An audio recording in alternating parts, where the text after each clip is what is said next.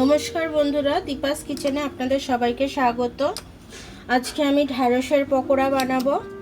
তার জন্য আমি ঢ্যাঁড়স নিয়ে নিয়েছি, আর ঢ্যাঁড়সগুলোকে আমি কেটেও নিচ্ছি। ঢ্যাঁড়সগুলো আগে থাকতে ধুয়ে রেখেছিলাম, আর আমি জল দেবো না, এরকমভাবে আমি কেটে নিচ্ছি। এরকমভাবে কেটে নিয়ে তারপরে আমি এটাকে পকোড়াটা বানাবো। আমার কাটা হয়ে গেছে, এবার আমি একটু চাল গুঁড়ি দিয়ে দিচ্ছি এর মধ্যে খাস্তা হওয়ার জন্য। এবার বেসন দিয়ে দিচ্ছি আমি, লঙ্কার গুঁড়ো দিয়ে দেবো, একটু হলুদ গুঁড়ো দিয়ে দিলাম, একটু স্বাদ অনুযায়ী নুন দিয়ে দিলাম। এবার এটাকে আমি মিশিয়ে ভালো করে নেবো, নিয়ে তারপরে অল্প অল্প ছিটা দিয়ে জল দিয়ে মেখে নেবো। আমি অল্প অল্প করে জল দিচ্ছি, দিয়ে এটাকে মেখে নেবো।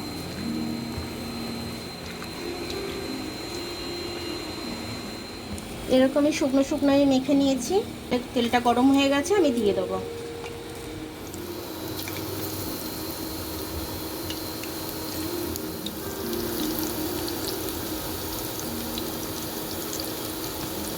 আমি আস্তে আস্তে উল্টে দিচ্ছি এগুলো।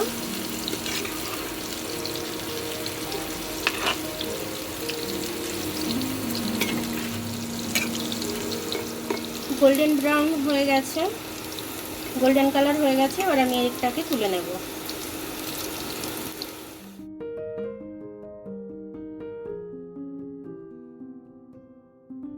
এগুলো আমি এরকমভাবেই দিয়ে দেবো।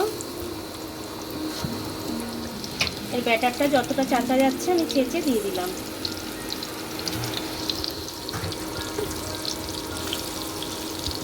ঢ্যাঁড়সের পকোড়াটা আমার হয়ে গেছে খুব সুন্দরভাবে। দেখুন, আবার শুনে বুঝতে পারছেন কত মচমচে হয়েছে। এটা ঠান্ডা হলে আরও মচমচে হবে। তো এটা আপনারা ডাল ভাত দিয়ে খেতে পারবেন, এমনি বিকেলে স্ন্যাক্স হিসেবে খেতে পারবেন, যে কোনোভাবে এটা আপনারা খেতে পারবেন। আর খুব ভালো, মুখরোচক, খেতে খুব ভালোই লাগে। তো আমার ভিডিওটা দেখার জন্য অনেক অনেক ধন্যবাদ। আমার ভিডিওটা যদি পছন্দ হয় তাহলে লাইক, সাবস্ক্রাইব, বেল আইকনটা একটু টিপে দেবেন। আর যদি ফেসবুক থেকে দেখেন তাহলে লাইক আর ফলোটা একটু করে দেবেন। আবার কাল দেখা হবে নতুন রেসিপির সাথে। ততক্ষণ আপনারা ভালো থাকবেন, আমি আসছি।